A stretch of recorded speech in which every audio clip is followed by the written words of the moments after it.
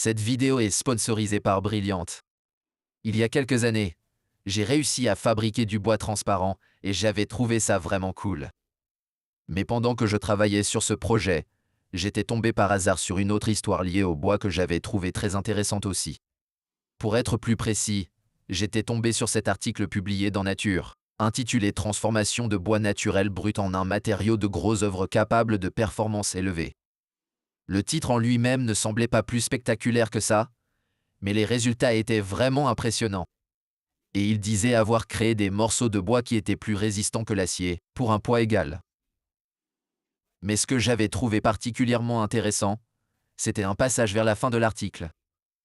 Il faisait simplement un commentaire en passant, mais il mentionnait qu'avec leur bois super résistant, il pourrait être possible de faire du blindage léger et pas cher. Autrement dit, du bois par balle. L'idée d'utiliser du bois pour arrêter des balles ne m'avait honnêtement jamais traversé l'esprit jusqu'alors. Mais dès que j'ai vu ça, je me suis dit qu'il fallait absolument que j'essaye d'en fabriquer. La seule partie délicate, c'était qu'il suggérait simplement qu'il pourrait être possible de créer un blindage en bois après avoir fait quelques tests à petite échelle, mais qu'il n'avait jamais vraiment tenté de stopper une balle avec. Mais si leur bois était réellement aussi résistant qu'ils le prétendaient, j'ai estimé que ça devait être faisable. Et je me suis dit qu'il n'y avait qu'une seule façon de le découvrir. Donc la première étape, c'était déjà de comprendre comment même fabriquer ce bois. J'ai lu le chapitre de l'article sur l'expérience, et ça avait l'air étonnamment facile. Il y avait juste 2 étapes simples, et la première consistait à traiter presque n'importe quel type de bois avec des produits chimiques assez faciles d'accès. Puis après ça, il suffisait de le presser et de le chauffer. Grâce à ça, j'allais normalement obtenir un morceau de bois vraiment dense et résistant, qui ferait à peu près 1/5 de l'épaisseur de la pièce originale. Le seul souci, c'était que même si ça avait l'air simple, je ne savais pas exactement comment procéder. Je voyais très bien ce que je devais faire en premier, et j'avais tout ce dont j'avais besoin pour traiter du bois avec des produits chimiques. Le problème, c'était la deuxième partie, parce que je ne savais pas comment j'étais censé écraser un morceau de bois de manière uniforme et le chauffer en même temps. Je me suis dit que j'allais avoir besoin d'une sorte de presse, et ma première idée, c'était d'utiliser quelque chose comme une machine à panini et d'empiler beaucoup de poids dessus. Mais juste en passant, on n'utilise pas la même unité de pression en France et au Canada, donc j'ai converti les 5 mégapascales mentionnés dans l'étude en une unité que je pouvais comprendre et ça faisait apparemment 725 livres par pouce carré. Ça voulait dire que même pour un petit morceau de bois, j'aurais dû empiler des centaines de kilos dessus, ce qui me semblait un peu difficile. Il était clair qu'il allait falloir que j'utilise une sorte de machine conçue spécifiquement pour chauffer et écraser sous haute pression, et j'ai décidé d'essayer d'en chercher une en ligne. La première chose que j'ai trouvée, c'était ces sortes de presses utilisées pour imprimer des motifs sur les t-shirts, mais sans surprise, la pression qu'elles exerçaient était loin d'être suffisante. Après quelques recherches, je suis tombé sur ce qui semblait être la solution idéale. Une machine appelée Nug Smasher Pro. Elle était clairement destinée à écraser une autre matière végétale plutôt que du bois, mais quoi qu'il en soit, elle avait tout ce dont j'avais besoin. Elle comportait 2 grandes plaques pour écraser de manière uniforme et elle pouvait exercer une force jusqu'à 275 mégapascales, ce qui était bien plus que ce dont j'avais besoin, et elle avait un régulateur de température intégré que je pouvais facilement régler sur 100 degrés comme c'était nécessaire. Cette machine avait vraiment l'air parfaite et j'avais très envie de l'acheter, jusqu'au moment où j'ai remarqué que les plaques étaient en aluminium, et ce matériau aurait été détruit par les produits chimiques que j'allais utiliser. Elle coûtait aussi 3600 dollars américains, soit près de 5000 dollars canadiens. Je n'étais plus du tout aussi excité après avoir vu ça, mais ce n'était pas un échec total parce que je savais désormais ce dont j'avais besoin. Maintenant que je savais quoi chercher, je suis allé sur Alibaba et en quelques minutes à peine, j'ai trouvé ce qui semblait être la machine idéale. Elle avait des plaques en acier inoxydable qui résisteraient facilement aux produits chimiques et elle était encore plus puissante parce qu'elle pouvait exercer jusqu'à 413 mégapascales de force. Et elle avait des régulateurs de température faciles à utiliser. Le seul problème, c'était qu'elle était vraiment chère, et le dernier devis était encore plus élevé que pour la Nug Smasher Pro. Ça représentait aussi beaucoup plus d'argent que je n'en avais jamais dépensé sur un projet à l'époque. Et je n'étais vraiment pas à l'aise avec l'idée de dépenser autant d'argent, alors que la machine pourrait ne même pas fonctionner.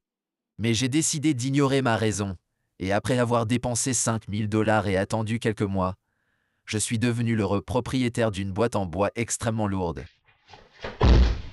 Elle était beaucoup plus lourde que ce que j'avais imaginé, et j'ai eu un peu peur de ne pas être capable de la faire bouger de l'endroit où les livreurs l'avaient déposée.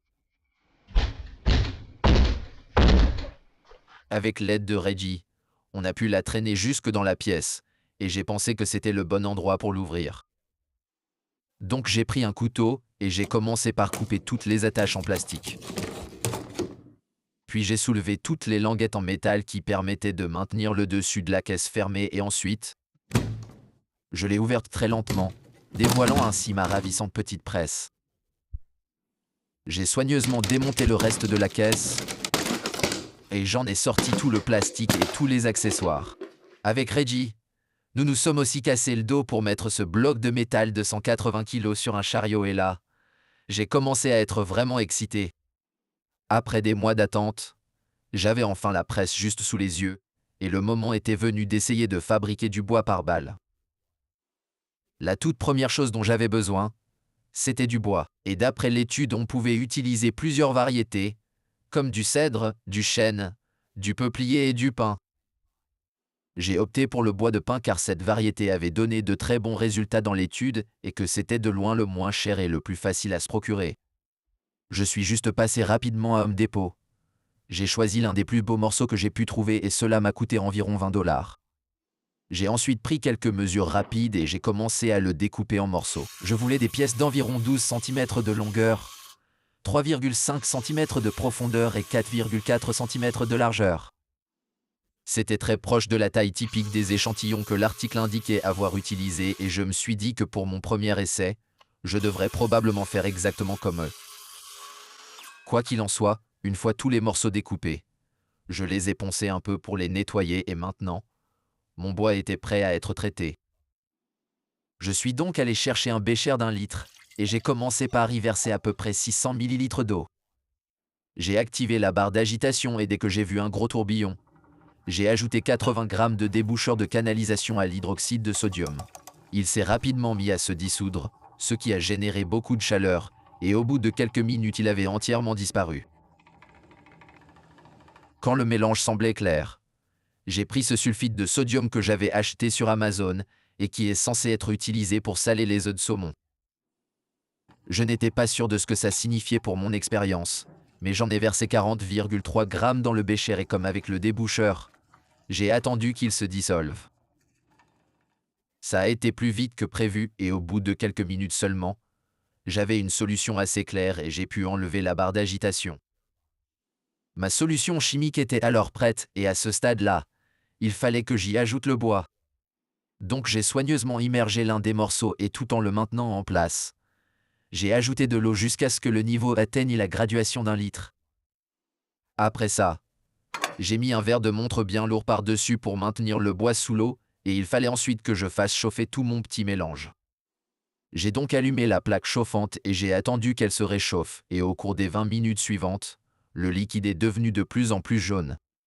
Quand la température s'est approchée des 100 degrés et que le liquide était sur le point de bouillir, il ne me restait plus qu'à le laisser reposer. Je suis revenu quelques heures plus tard et le liquide était devenu orange foncé et tout semblait se passer correctement. Pendant ce temps, j'avais aussi remplacé le verre de montre par un ballon rempli d'eau froide et j'avais ajouté une petite cale en bois. Ça me permettait de submerger complètement le morceau de bois et j'avais l'impression que c'était beaucoup mieux même si l'installation précédente fonctionnait probablement assez bien. Mais en tout cas, à en croire la couleur du liquide, une réaction était clairement en cours et en théorie, les produits chimiques étaient censés attaquer le bois. Plus précisément, ils étaient censés attaquer et retirer de constituants majeurs du bois, qu'on appelle lignine et hémicellulose. Qui sont les constituants qui assurent la cohésion du bois? Il était crucial de ne pas les éliminer complètement, car sinon tout le bois se désagrégerait et je me retrouverais juste avec un tas de cellulose en vrac. L'objectif était donc de les retirer seulement en partie, ce qui créerait beaucoup plus d'espace dans le bois. Et l'article de recherche contenait de bonnes photos de ce qui était censé se produire. Par exemple, ils avaient inclus une photo en très gros plan, sur laquelle on pouvait voir le fil d'un morceau de bois normal non traité. C'est un peu difficile d'expliquer exactement cette image, mais en gros, toute la matière grise correspond techniquement au bois lui-même, et toutes les zones noires sont juste de l'espace vide, que l'arbre utilise normalement pour transporter des éléments comme de l'eau. En revanche, voici une photo du bois après avoir été traité, et la différence était flagrante. Comme beaucoup de la lignine et de l'hémicellulose en avaient été extraites, une grande partie de cette matière grise avait disparu et on voyait surtout des sortes de tubes. Ces tubes étaient principalement composés de cellulose. Mais l'important, c'était qu'il y avait beaucoup plus d'espace entre les molécules et beaucoup moins de matière pour les maintenir en place. Ça devait faciliter la compression du bois, ce qui était très important pour l'étape suivante. Mais en tout cas, selon l'article, il suffisait de laisser le bois reposer pendant un total de 7 heures, et c'était censé éliminer la quantité idéale de lignine et d'hémicellulose. Donc j'ai laissé la solution reposer quelques heures, et à mon retour, elle était beaucoup plus foncée qu'auparavant. Ça prouvait que beaucoup de matière avait été extraite et maintenant, il fallait que je lave le bois. Je me suis donc débarrassé de cette solution chimique rouge et ensuite, j'ai commencé à verser une grande quantité d'eau distillée bouillante directement dans le même bécher. L'objectif, c'était d'éliminer autant d'hydroxyde de sodium et de sulfite de sodium que possible, et également de rincer tous les produits secondaires qui auraient pu se former. Beaucoup de ces produits chimiques et secondaires étaient incrustés dans le bois, donc j'ai dû le faire tremper un bon moment. Le seul problème, c'était que l'article ne précisait pas combien de temps il fallait le faire tremper et qu'il disait juste que je devais l'immerger plusieurs fois dans de l'eau bouillante. Je me suis dit que ça signifiait qu'il ne suffisait pas de le tremper rapidement et sans vraiment avoir de preuves. J'ai décidé qu'1 heure, ça conviendrait. Je l'ai donc laissé comme ça et au cours de l'heure suivante, la couleur de l'eau a lentement changé, ce que j'ai pris pour un bon signe, car ça signifiait que plein de substances étaient extraites du bois. Après avoir vu ça, je me suis dit que l'eau serait de plus en plus claire à chaque lavage, mais ça n'a pas du tout été le cas. Je me suis très vite rendu compte que peu importe ce qui colorait l'eau, ça n'était pas du tout un bon indicateur que le bois était complètement lavé, et qu'il fallait plutôt que je continue de vérifier le pH. Tant qu'il restait ne serait-ce qu'un peu d'hydroxyde de sodium, la bandelette devenait violette, ce qui indiquait une forte basicité, et c'était toujours le cas après 3 lavages. Au bout de 7 lavages, la bandelette était enfin devenue verte, ce qui m'indiquait que le pH était à peu près neutre. Ça m'indiquait aussi que le bois était probablement bien propre, donc je me suis débarrassé de l'eau qui était toujours orange. Mais quoi qu'il en soit, après avoir passé environ 15 heures à cuire et laver du bois, j'avais enfin fini la première partie du processus. Normalement, j'avais obtenu un morceau de bois contenant moins de lignine et aucun produit chimique nocif, et j'étais vraiment curieux de voir à quoi il ressemblait. Puisqu'il lui manquait une grande partie de sa lignine et de son hémicellulose. Je pensais qu'il serait très mou et spongieux, mais ce n'était pas du tout le cas. Même en le serrant aussi fort que possible, je pouvais à peine y enfoncer mes doigts, et il était encore assez dur. J'ai aussi essayé de le plier mais je n'ai pas du tout réussi à le faire, et je me suis demandé si j'avais vraiment fait quoi que ce soit à ce bois. Pour être honnête, il ressemblait juste à un morceau de bois ordinaire qu'on aurait trempé dans de l'eau chaude, et je n'avais pas l'impression qu'il était vraiment différent, à part peut-être en apparence. Mais même s'il n'avait pas l'air spécial du point de vue de son apparence ou au toucher, j'avais fait exactement ce que disait l'article, et ça devait être bon. Il était donc enfin temps de tester ma belle presse hydraulique flambant neuve et la première étape, c'était d'allumer les régulateurs de température. J'ai ensuite attendu que les plaques chauffent lentement jusqu'à 100 degrés, et lorsqu'elles ont atteint cette température, j'y ai soigneusement placé mon petit morceau de bois. J'ai fait de mon mieux pour le centrer autant que possible, et quand ça m'a eu l'air acceptable, j'ai abaissé la plaque supérieure. C'était un peu lent et pas très maniable, mais j'ai finalement réussi à coincer le bois entre les 2 plaques et il était maintenant temps de commencer à l'écraser. J'ai donc commencé à augmenter la pression en pompant manuellement avec la poignée sur le côté, et ça fonctionnait exactement comme un cric hydraulique pour une voiture. La seule différence, c'était que c'était beaucoup plus lent, et qu'à chaque fois que je pompais, la plaque semblait à peine bouger. Mais ça l'écrasait lentement quand même si on ne voyait pas beaucoup de différence, et à ce moment-là le morceau était probablement déjà environ 5% plus fin. Mais un liquide noir était aussi en train d'en suinter, et je ne voulais vraiment pas qu'il se répande sur ma presse. Alors je l'ai rapidement nettoyé avec du papier essuie-tout. J'ai recommencé à écraser mon bois et j'étais assez content du déroulement de mon expérience jusqu'à présent.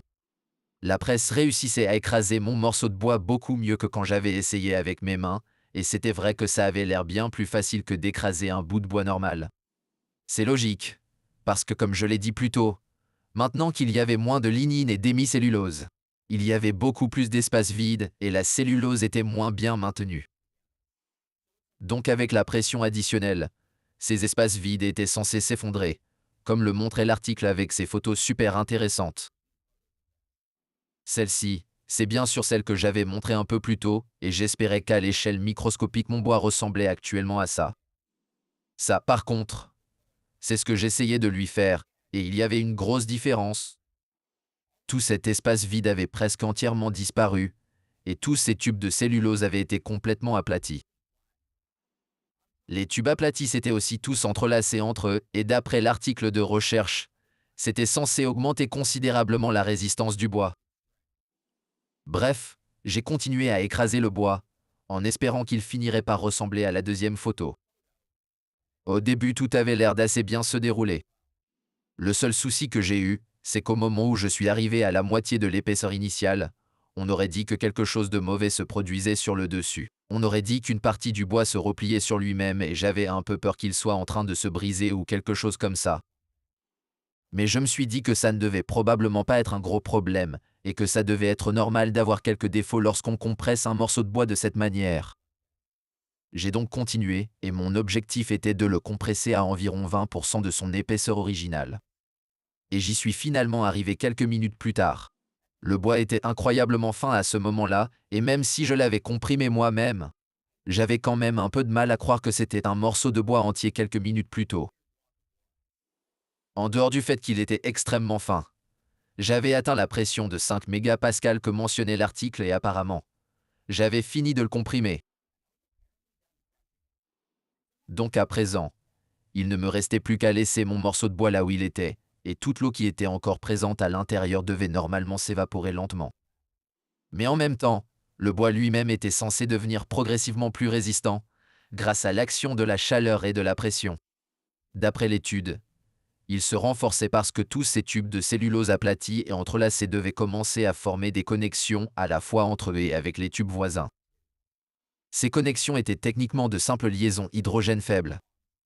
Mais vu la proximité de toute la cellulose, ça devait permettre de créer un nombre incroyable de ces connexions. C'était censé être suffisant pour augmenter nettement la résistance du bois, mais surtout pour le garder définitivement dans sa forme écrasée. Il devait donc être très différent du bois normal, qui aurait repris sa forme dès que la pression aurait disparu, et j'avais vraiment hâte de voir le résultat. Bref, il ne me restait plus qu'à le laisser cuire comme ça pendant 24 heures. Et quand je suis revenu, mon morceau de bois avait l'air d'être devenu encore plus fin. J'ai aussi vu que le manomètre était à 0, et je me suis dit que ça devait sûrement être un très bon signe. J'ai pensé ça parce que ça signifiait que même sans ajouter de pression, le bois restait bien fin, et j'ai commencé à être vraiment excité. Il était temps de dévoiler mon bois densifié et par balle, ou en tout cas j'espérais qu'il l'était, et quand je me suis senti prêt, j'ai commencé à soulever la plaque supérieure. J'espérais vraiment que j'allais voir un petit rectangle parfaitement plat, mais j'ai été immédiatement déçu. J'étais content sur un point, c'était que mon bout de bois était clairement plat, mais il était aussi très large, ce qui n'était pas bon signe. Le bois s'était clairement fait complètement écraser, parce qu'il n'était pas du tout censé s'étaler comme ça, et il faisait un peu de peine à voir. Je l'ai quand même retiré de la presse, et dès que j'ai posé les doigts dessus, ma tristesse s'est complètement envolée. J'étais content parce qu'il était très différent de ce à quoi je m'attendais, et que je n'avais même pas l'impression de toucher du bois. Il était en fait étonnamment lourd, et extrêmement dur, presque comme une sorte de céramique.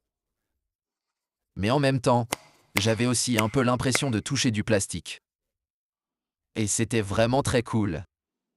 Mais malgré tout, il était loin d'être parfait et rien qu'en le regardant, je pouvais voir que les fibres n'avaient pas été correctement compressées. Quand j'ai regardé sa tranche, j'ai aussi remarqué des fissures diagonales évidentes et j'espérais vraiment qu'elles étaient juste superficielles. J'ai ensuite comparé avec le morceau de bois d'origine et j'ai été assez surpris de voir à quel point il était différent. En théorie, ils auraient dû être moins différents qu'ils ne l'étaient et avoir la même largeur, mais quand même. Je trouvais vraiment impressionnant de voir à quel point ce morceau était devenu nettement plus fin, et j'avais du mal à croire que ce bloc entier avait été compressé pour devenir un morceau si fin et si petit. Mais la prochaine chose que j'avais à faire qui était extrêmement importante, c'était de le tester pour voir à quel point il était résistant. Et donc forcément, il a choisi précisément ce moment-là pour se casser en deux de manière totalement spontanée. J'étais extrêmement déçu, et ça n'était pas vraiment de bon augure pour la suite. Mais j'ai totalement changé d'avis au moment où j'ai essayé de planter un tournevis dedans. Je plantais le tournevis encore, et j'étais honnêtement super impressionné de voir le peu de dommages que ça lui faisait. C'est mieux que ce que je pensais. Ça lui fait rien du tout, il est vraiment dur. Pour bien tester le morceau, je me suis dit qu'il fallait que je le poignarde de toutes mes forces. Et c'était toujours aussi impressionnant. Ce qui était beaucoup moins impressionnant, c'était ma façon de viser. Mais quoi qu'il en soit, non seulement le tournevis était complètement incapable de s'y enfoncer, mais j'avais même du mal à le rayer. Ça n'était évidemment pas une imitation parfaite de ce qui arriverait si on tirait une balle dessus. Mais ça avait l'air prometteur. Pour comparaison, j'ai fait pareil avec un morceau de bois que je n'avais pas traité, et la différence était assez flagrante. Le tournevis s'y enfonçait facilement, et je n'avais même pas besoin d'y mettre beaucoup de force. En tout cas, j'étais maintenant beaucoup plus optimiste concernant mon petit morceau de bois densifié, et la seule chose qu'il me restait à faire, c'était de voir s'il pouvait vraiment arrêter une balle. Du coup, j'ai créé ce petit support en bois pour accrocher ma pièce, et je l'ai serré dans un étau. Puis j'ai ajouté un de mes bouts de bois densifié, et une fois qu'il était bien en place, je suis allé chercher mon arme, qui était en fait juste une carabine à plomb. J'utilisais ça non seulement parce qu'utiliser une vraie arme à feu dans mon bâtiment serait extrêmement dangereux et illégal, mais aussi parce qu'il était plus logique de commencer petit. Je devais d'abord m'assurer que mon bois pouvait réellement arrêter un projectile, et si c'était le cas, je pourrais alors passer à quelque chose de plus puissant. Mais j'avais maintenant chargé ma carabine à plomb et après quelques jours de travail, j'étais enfin prêt à faire mon premier vrai test. Donc j'ai soigneusement aligné ma carabine et j'ai doucement pressé la détente, et j'espérais vraiment que je pourrais voir le plomb être dévié comme avec le tournevis.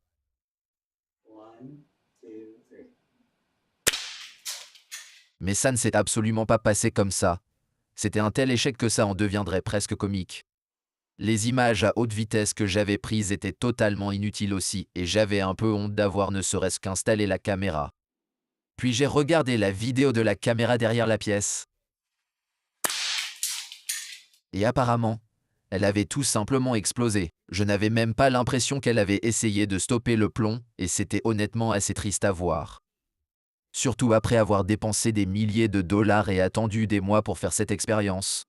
Ce qui rendait la situation encore plus triste, c'était que cette carabine à plomb était plus de 16 fois moins puissante qu'un vrai pistolet, même un des moins puissants. Du coup, mon morceau de bois n'avait absolument aucune chance d'arrêter une vraie balle, et à ce stade, mon expérience ne se déroulait pas vraiment bien.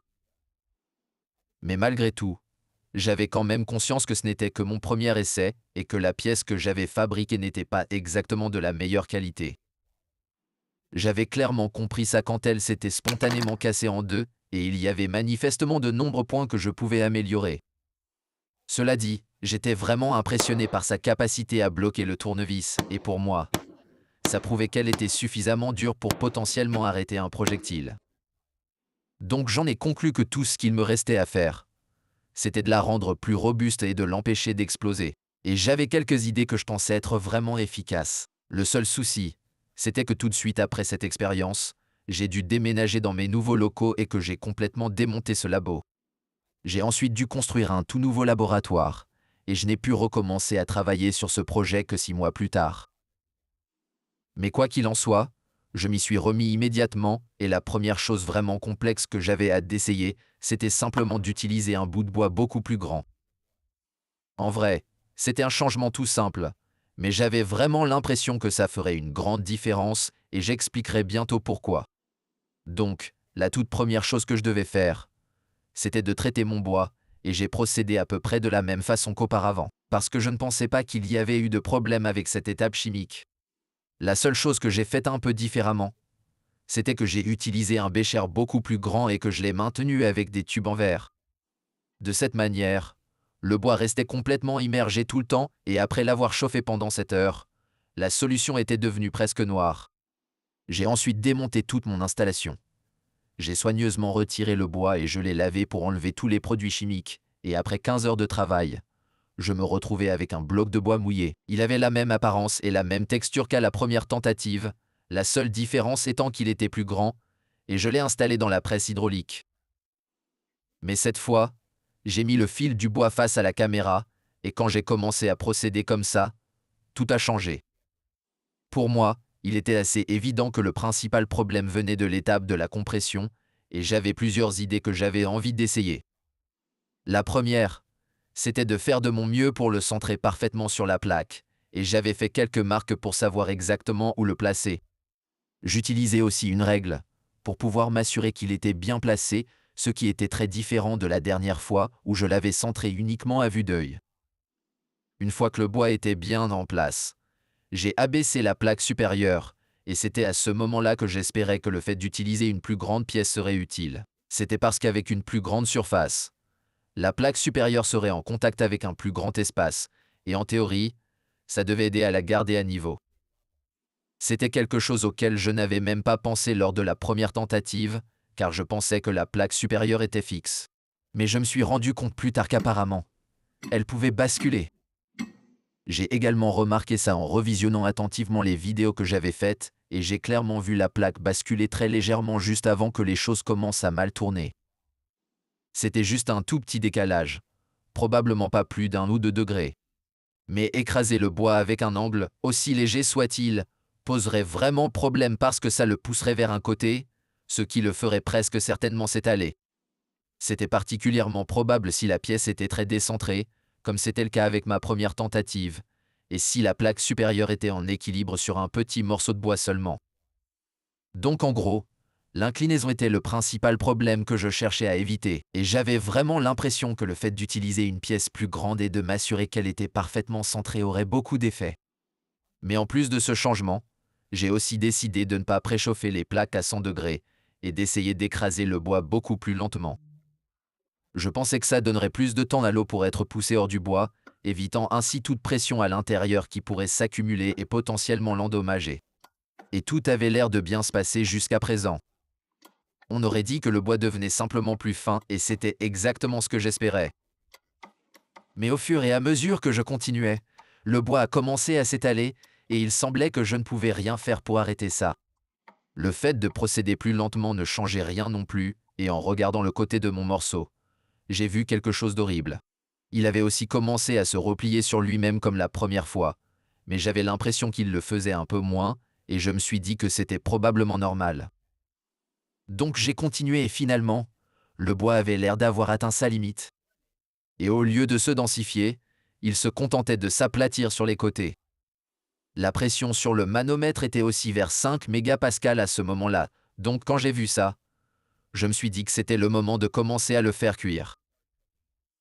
J'ai branché la presse sur des prises que j'avais faites en utilisant le courant de mon lave-vaisselle, parce que je n'avais pas encore de vraie prise à 220 volts. Ensuite, j'ai allumé les plaques chauffantes et il ne me restait plus qu'à attendre en espérant que ça ne se transformerait pas en un autre désastre. Je suis ensuite revenu 24 heures plus tard et j'étais vraiment curieux de voir le résultat. Donc j'ai doucement relevé la plaque supérieure et cette fois, je n'ai pas été immédiatement déçu.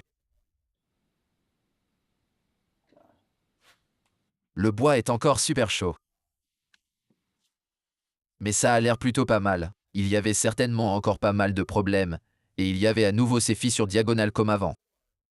Mais ce que je trouvais vraiment excitant, c'était l'autre côté qui était franchement parfait.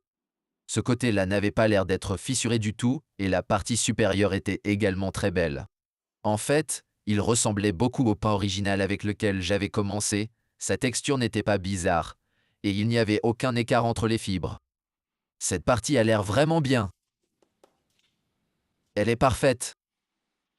Puis je l'ai comparée avec le premier morceau et j'ai remarqué qu'elle ne s'était pas autant étalée. Et je m'étais clairement mieux débrouillé qu'à la première tentative. Donc le fait d'utiliser une plus grande pièce et de faire toutes ces autres petites choses avait clairement beaucoup aidé. Et j'étais vraiment content du résultat. Pour savoir si c'était vraiment mieux, et pas juste un morceau nul avec une belle apparence, il fallait que je tire dessus. Donc j'ai repris ma carabine à plomb et je me suis dit que je pourrais tirer sur le côté moche en premier. Et je m'attendais à ce qu'il explose, comme avant. Mais le plomb a juste été dévié, puis il m'a rebondi sur la tête. Et j'ai été vraiment très surpris. Il y avait clairement une nette amélioration, et même du côté le moins bon. Le plomb n'avait pas l'air d'avoir la moindre chance de passer à travers. Il n'avait fait qu'une petite entaille avant d'être complètement aplati. Et je trouvais ça vraiment cool de le voir rebondir. On aurait dit une petite crêpe. Pour être tout à fait sûr et vérifier que ce n'était pas juste un coup de chance, j'ai décidé de lui tirer dessus encore quelques fois. Et le bois déviait le plomb facilement à chaque fois. Apparemment, j'avais vraiment renforcé mon morceau de bois juste en le comprimant un peu mieux, et ma carabine à plomb n'était plus une menace. Au lieu de l'exploser, il ne faisait plus que de petits impacts et après avoir vu ça, j'étais vraiment excité pour la suite. Maintenant, j'avais enfin des preuves concrètes que ce bout de bois que j'avais fabriqué pouvait arrêter un projectile, et l'idée qu'il puisse être capable de stopper une vraie balle semblait soudainement possible. Le seul problème, c'était que même maintenant qu'on avait vraiment amélioré sa résistance, j'étais quand même sûr qu'une vraie balle le détruirait. C'était parce que ma carabine à plomb ne tirait que des plombs de calibre 22 qui pesaient moins d'1 gramme et qui allaient seulement à environ 150 mètres par seconde. Mais voici une vraie balle de calibre 22 en comparaison qui s'appelle la 22 LR. Elle pèse plus du double du poids de mes plombs et elle va presque 3 fois plus vite.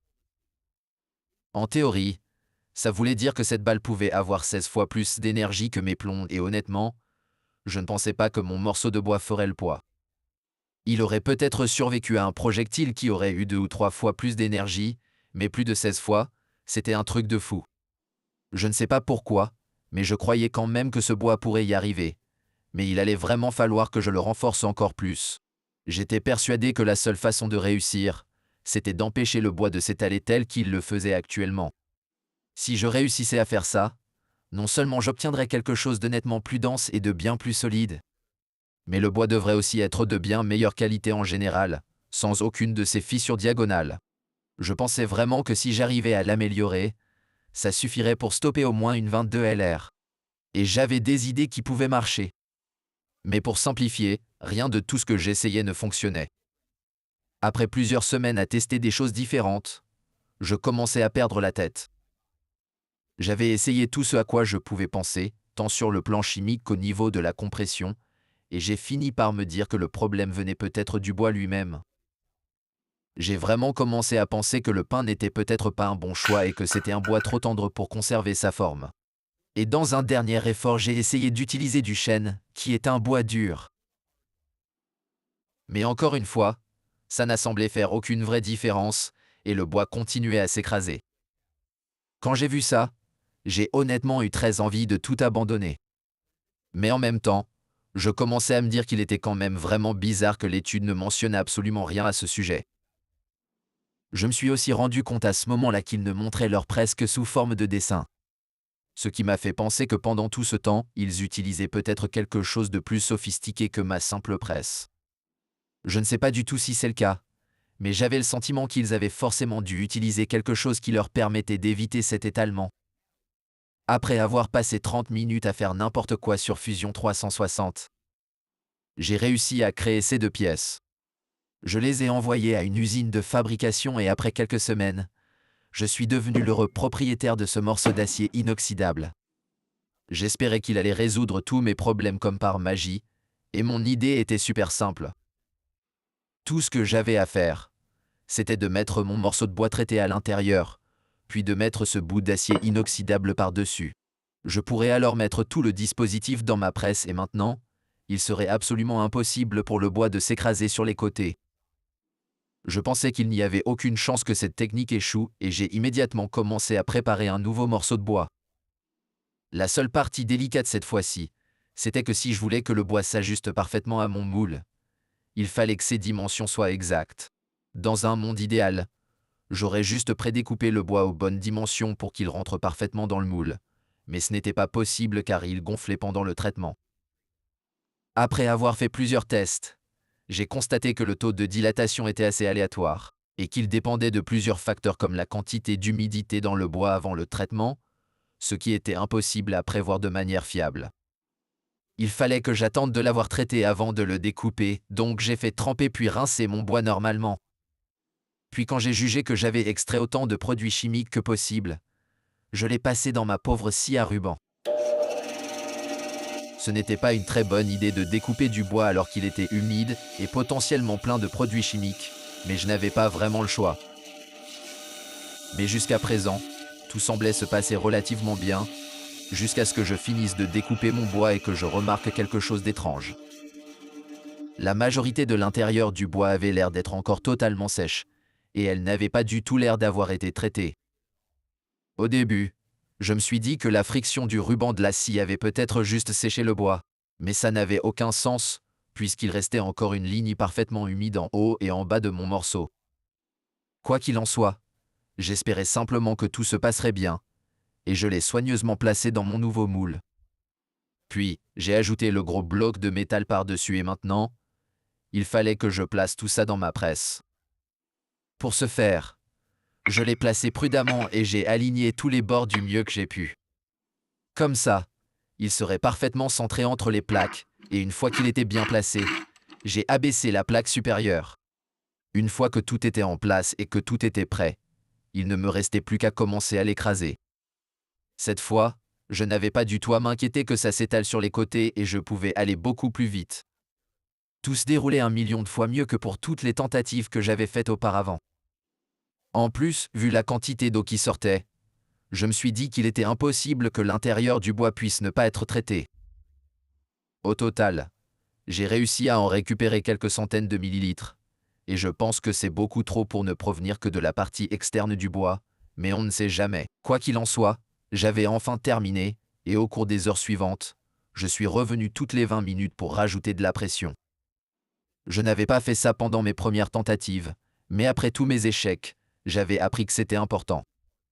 C'est parce qu'à mesure que l'eau s'évaporait du bois, le bois lui-même rétrécissait lentement et la pression sur celui-ci diminuait progressivement. Donc si je voulais maintenir le niveau de pression dont j'avais besoin, je devais revenir jusqu'à ce que toute l'eau soit évaporée, puis le laisser 24 heures. Quand je suis revenu le lendemain, j'étais curieux de voir à quoi ça allait ressembler. Rien qu'à voir la petite partie à l'avant, ça avait l'air d'être de loin le meilleur résultat que j'avais jamais obtenu, et tout ce qu'il me restait à faire, c'était d'ouvrir le moule.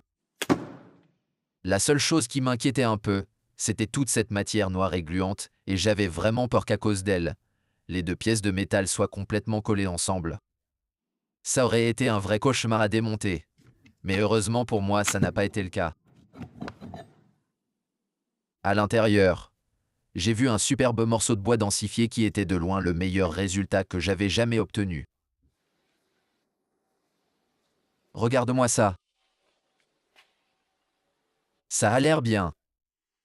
Et les bords. Regarde comme ils sont plats, bien nets et plats. C'est vraiment cool. Un point qui était aussi super important, c'était qu'il n'y avait aucune de ces fissures diagonales. Et en plus, ce morceau était encore plus fin que toutes les autres tentatives. Puisque tout le volume était dans ce rectangle et que rien n'avait débordé sur les côtés, ça signifiait que ce morceau était beaucoup plus dense et globalement, il avait l'air beaucoup plus solide et bien plus résistant.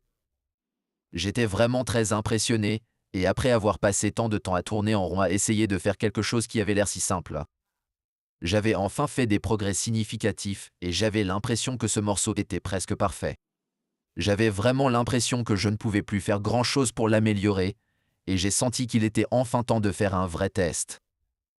C'était le moment de voir si ce morceau de bois pouvait stopper une vraie balle et honnêtement, je pensais que oui. Je suis convaincu que je peux le tester comme ça. C'était également le moment parfait, parce que j'avais passé l'année précédente à essayer d'obtenir mon permis de port d'armes ici au Canada précisément pour ce projet, et par chance, je l'avais reçu quelques jours auparavant. Donc avec mon permis en poche, j'ai pu légalement emprunter une carabine de calibre 22 à un ami, et je suis parti très loin pour pouvoir tirer sans que ce soit un crime.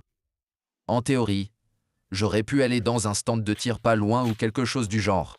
Mais je ne sais pas pourquoi, je voulais vraiment faire ça dans une forêt, et ça m'a pris des mois pour trouver un terrain où je pouvais légalement tirer à la carabine. Quoi qu'il en soit, j'ai commencé à mettre en place mon installation, et ça m'a rappelé la fois où j'avais fabriqué de la thioacétone et que j'avais dû installer plein de dispositifs dans une autre forêt.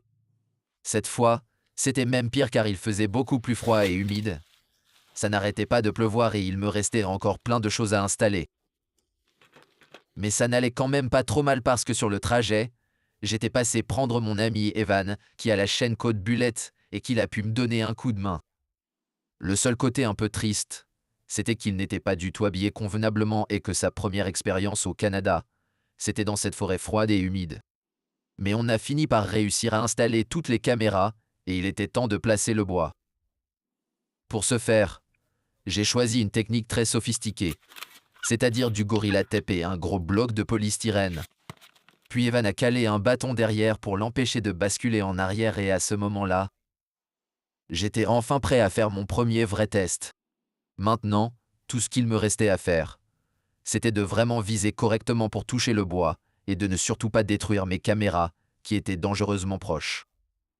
Mais bref, après avoir fini de préparer tout ça, j'ai ensuite mis une balle de calibre 22 LR dans mon arme et l'heure était enfin venue de voir si tous ces efforts en valaient la peine. Donc j'ai juste visé avec une arme que je n'avais utilisée qu'une fois de ma vie. Puis je me suis précipité pour arrêter la caméra haute vitesse. Mais au moment où je me suis rapproché, j'ai tout de suite été inquiété par ce que j'ai vu. J'ai vite posé l'arme avec laquelle je n'aurais probablement pas dû courir et je suis retourné l'examiner de plus près. Donc, on dirait qu'il y a un trou là. Juste là. Et il y a aussi un trou à l'arrière. Je crois que le verdict, c'est qu'il n'est pas blindé. Non. Le côté positif, c'était que j'avais bien réussi à le toucher, mais le côté triste, c'était qu'il était clair qu'une vraie arme à feu était bien plus puissante qu'une carabine à plomb. Ouais, du coup, ça n'a pas marché. Comme lors du tout premier essai, on aurait dit que l'arrière avait tout simplement explosé et qu'il n'avait même pas eu la moindre chance. Ce n'était absolument pas le résultat que j'espérais obtenir et pour être honnête, ça m'a rendu vraiment triste. Ok, tant pis, on y va. Mais une fois de retour dans mon labo, j'ai pu le nettoyer et l'observer un peu mieux, et j'ai réalisé que ce n'était en fait pas si mal que ça. Ce n'était pas idéal, et la balle était clairement passée à travers le morceau tout entier, mais l'important, c'était que ça ne l'avait pas complètement explosé non plus. Au lieu de ça, j'avais l'impression qu'il s'était décollé couche par couche, et il ne semblait même pas qu'une grande partie du bois ait été enlevée. J'avais aussi l'impression que si je poussais assez fort, je pourrais pratiquement le remettre en état, et ça m'a fait penser qu'il avait peut-être presque arrêté la balle. J'avais vraiment l'impression qu'avec quelque chose d'un tout petit peu plus résistant ça aurait pu marcher, donc comme dernier essai je voulais essayer d'ajouter une seconde couche. C'était quelque chose qu'ils avaient vraiment testé dans l'étude et ils s'étaient rendu compte qu'une seule couche supplémentaire pouvait rendre le matériau plus de 5 fois plus résistant, et j'ai jugé que ça suffirait largement. Pour tenter ça, je devais évidemment préparer quelques morceaux supplémentaires et malheureusement, j'ai dû recommencer à cuire et écraser du bois. Mais pour pouvoir aller plus vite, j'ai décidé de faire la cuisson à plus grande échelle et j'ai réussi à faire rentrer 4 morceaux dans cette grande casserole en acier. L'installation était aussi extrêmement simple et pour les maintenir tous séparés, j'ai simplement utilisé des baguettes de verre. Et j'avais aussi une grille de four en acier inoxydable pour les garder espacés au fond. J'ai également utilisé une autre grille de four au-dessus pour aider à tout maintenir en place, et j'y ai calé de lourdes tiges en acier pour qu'ils ne puissent pas bouger. J'ai ensuite chauffé le tout sur une plaque à induction ordinaire et globalement, c'était bien mieux que de traiter chaque pièce individuellement et ça m'a économisé plusieurs jours de travail. Le seul truc anormal, c'est que j'ai eu des soucis au moment de la compression et que tous les morceaux de bois que j'ai faits ont eu des défauts. Quand je les sortais de la presse, ils étaient bien plats, mais en refroidissant, ils se déformaient et devenaient étranges, et je n'avais jamais eu ce problème auparavant. Je n'avais aucune idée de pourquoi la première tentative avait simplement fonctionné comme par magie. Mais après quelques jours à rater encore et encore, j'ai vraiment commencé à m'inquiéter. Il serait impossible de faire une version correcte avec 2 couches si je n'arrivais pas à aplatir les pièces et à me débarrasser de toutes ces déformations. Mais d'une certaine manière, ce problème s'est finalement avéré être une bonne chose et il m'a permis d'améliorer le bois par accident. C'était parce que dans un dernier effort pour corriger ce problème, j'ai simplement remis un des morceaux dans la presse à 100 degrés et je l'ai écrasé avec une force de 413 mégapascales. Je l'ai ensuite laissé refroidir lentement jusqu'à température ambiante et quand je l'ai sorti, le morceau était non seulement parfaitement plat, mais il était aussi plus fin. Le morceau était 10% plus fin qu'auparavant, ce qui voulait dire qu'il était aussi 10% plus dense, et j'espérais donc qu'il serait encore plus résistant. Quoi qu'il en soit, j'ai fini par fabriquer quelques morceaux en plus au cas où j'en aurais besoin, et après une semaine très frustrante, le moment était enfin venu de les coller ensemble. Pour ce faire, j'ai choisi une des pièces que j'aimais le plus et j'ai poncé un peu sa surface. Il était très important de la poncer parce que la surface était tellement brillante que je craignais que la colle ait du mal à y adhérer. Quand j'ai finalement senti que le morceau était bien rêche, j'ai nettoyé la poussière avec un essuie-tout et ce que je devais faire ensuite, c'était ajouter la colle. Je ne savais pas quelle colle serait capable de résister à une balle, mais j'ai trouvé ce produit à Home Depot et l'emballage disait qu'elle était résistante au choc. J'ai décidé d'essayer celle-ci, donc j'ai vidé presque toute la bouteille et j'ai essayé de couvrir toute la pièce avec la colle. Ensuite, étant donné que le fil du bois de cette pièce était vertical, j'ai pris ma deuxième pièce et je l'ai doucement posée avec le fil orienté horizontalement. De cette manière, les fils des 2 pièces ne seraient pas parfaitement alignés et ils seraient à 90 degrés l'un de l'autre, ce qui était censé les rendre considérablement plus résistantes. J'ai continué à faire glisser la pièce encore et encore pour étaler la colle autant que possible, et quand j'ai finalement senti qu'elle était étalée de façon uniforme, je l'ai écrasée avec mon gros bloc en métal. Juste pour être sûr, j'ai mis un cube de tungstène dessus puis je l'ai laissé durcir. Je suis revenu 24 heures plus tard et j'ai enlevé tout le métal. J'ai nettoyé ma pièce, et voici le résultat final.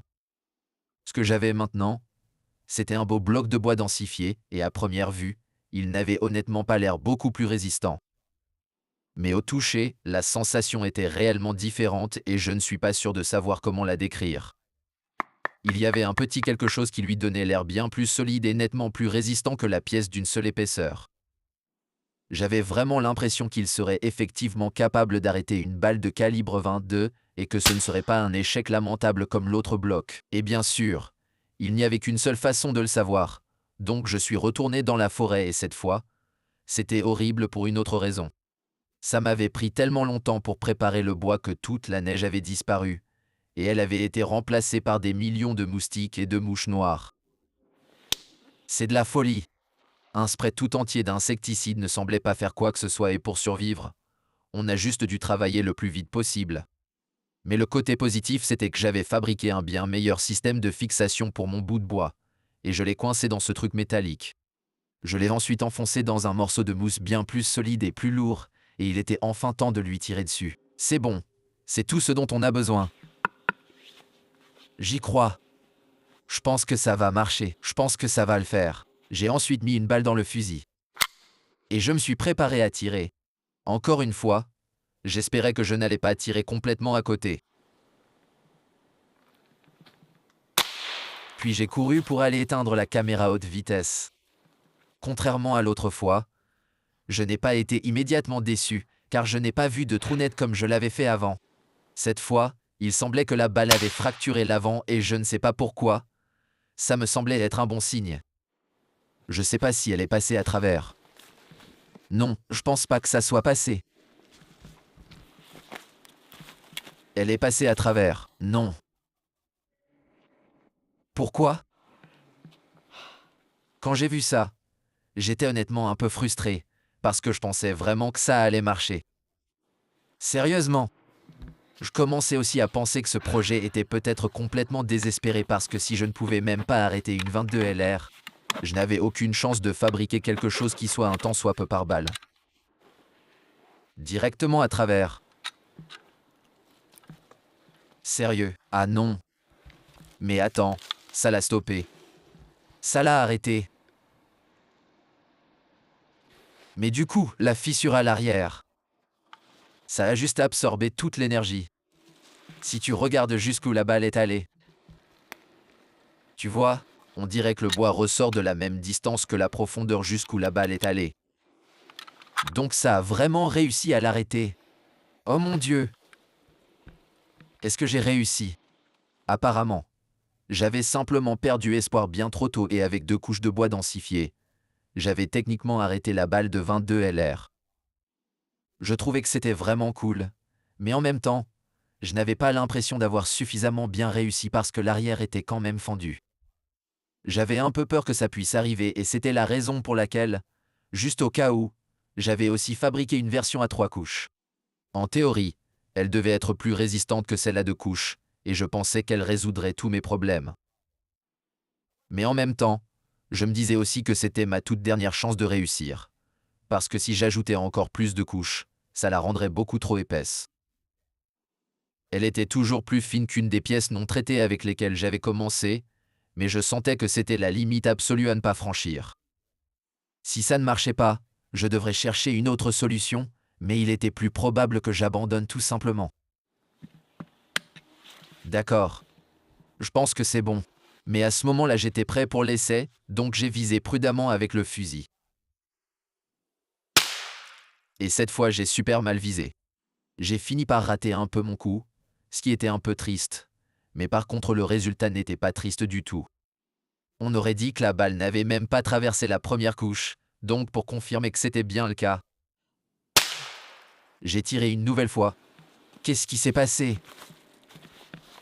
Ça l'a ébréché, c'est tout ce que ça a fait. Regarde-moi ça.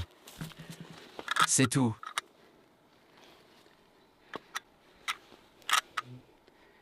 Waouh!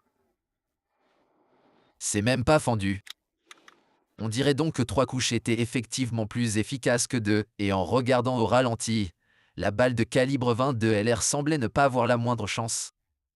Elle avait complètement explosé la première couche de bois, mais la balle avait aussi été totalement détruite et on pouvait la voir rebondir sous forme de simples fragments. J'étais vraiment excité après avoir vu ça, parce que ça voulait dire que j'avais enfin arrêté une vraie balle avec du bois et donc par définition, j'avais créé du bois par balle. Cependant, c'était aussi l'un des types de balles les plus faibles possibles, et les classifications de protection des gilets pare-balles ne descendaient même pas jusqu'à la 22 LR. La classification la plus basse était le 9 mm, souvent utilisé dans les armes de poing, et ce serait ce que beaucoup de personnes considéreraient comme le minimum pour un gilet pare-balles.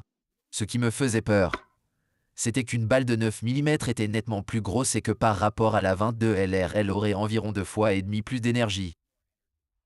Elle avait aussi une douille en cuivre, ce qui augmenterait sa capacité de pénétration, et je ne pensais vraiment pas que mon bloc de bois serait capable de stopper cette balle. Mais je pensais aussi que si je voulais pouvoir considérer que mon invention était par balle, elle devait être capable de stopper une balle de 9 mm, donc j'ai emprunté une autre arme à mon ami. Cette arme-là m'avait l'air bien plus puissante que l'autre. Et je n'étais vraiment pas très optimiste.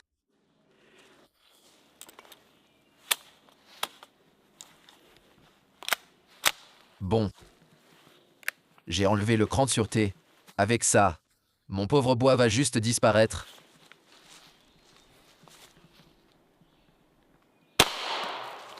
Cette fois, j'ai vu des morceaux se détacher du bois, mais ce que j'ai vu après m'a aussi beaucoup choqué. Attends.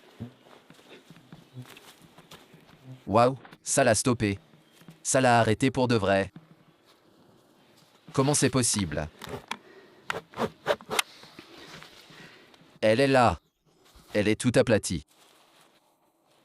Mec, on peut voir la balle toute plate ici. C'est trop cool. Waouh. Elle est même pas allée plus loin que la balle de 22. C'est la même profondeur, et le bois était déjà abîmé. Donc apparemment, la balle de 9 mm ne l'avait pas juste détruit, et le fait d'ajouter cette troisième couche l'avait clairement rendu bien plus solide. C'était aussi vraiment cool de voir la balle s'aplatir presque instantanément et être complètement arrêtée par la deuxième couche, et j'étais sincèrement surpris que ça soit arrivé. La seule partie inquiétante, c'était l'arrière du bloc qui avait l'air d'avoir failli exploser. C'était vraiment limite. On voit que le bloc était sur le point de craquer. Quoi qu'il en soit, mon bloc avait arrêté la balle et à ce moment-là, je me suis dit que je pouvais officiellement dire que j'avais fabriqué du bois par balle. Il n'était bien évidemment pas parfait, mais il était bien meilleur que tout ce que j'avais imaginé pouvoir créer et il était certainement supérieur au bois ordinaire avec lequel j'avais commencé. Je m'en suis clairement rendu compte lorsque j'ai essayé de tirer sur une énorme pile de bois non traité avec le même 9 mm. Même avec cette épaisseur, la balle a failli ne pas être arrêtée. Elle avait presque réussi à traverser toutes les couches et par rapport à mon bloc traité, c'était plutôt choquant à quel point il était moins résistant. Elle s'est arrêtée que dans la toute dernière couche. Wow! Mais dans tous les cas, l'objectif principal de ce projet, c'était avant tout de prouver s'il était possible ou non de créer du blindage à partir de bois. Et je suppose que la réponse est oui. Bien sûr, il reste encore de nombreux points à améliorer, et je ne voudrais pas avoir apporté ça comme gilet pare-balles. Mais je pense qu'il y a du potentiel. Je pense aussi que ça pourrait être vraiment intéressant d'essayer de le combiner avec d'autres matériaux comme du plastique, du métal ou même du Kevlar. Je pense sincèrement qu'il serait possible de créer quelque chose qui ferait moins de la moitié de l'épaisseur mais qui serait toujours capable d'arrêter une 9 mm et peut-être même des balles encore plus puissantes. Mais je crois que pour l'instant, j'en ai marre de faire cuire, d'écraser et de tirer sur du bois. Je vais plutôt travailler sur des projets plus appétissants, comme transformer du polystyrène en bonbons à la cannelle.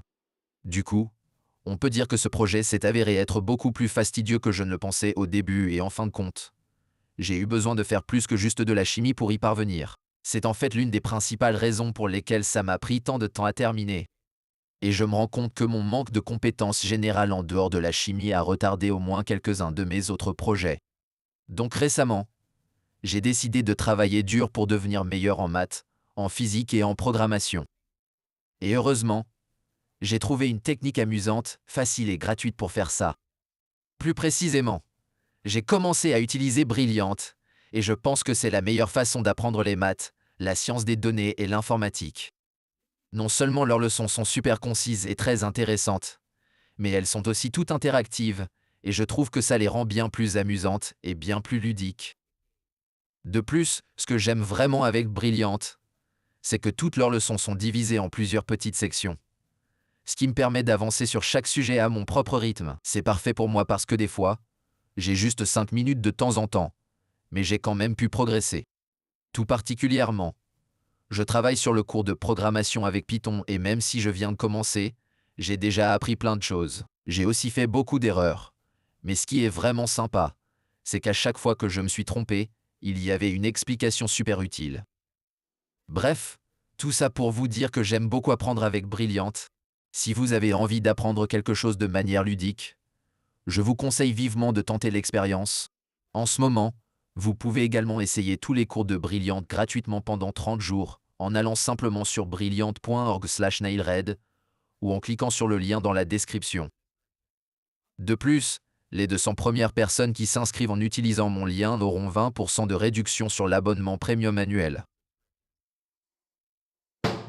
Et du coup, ouais, c'est fini. Comme toujours, un grand merci à tous ceux qui me soutiennent sur Patreon. Toutes les personnes qui me soutiennent peuvent voir toutes mes nouvelles vidéos au moins 24 heures avant que je les poste sur YouTube.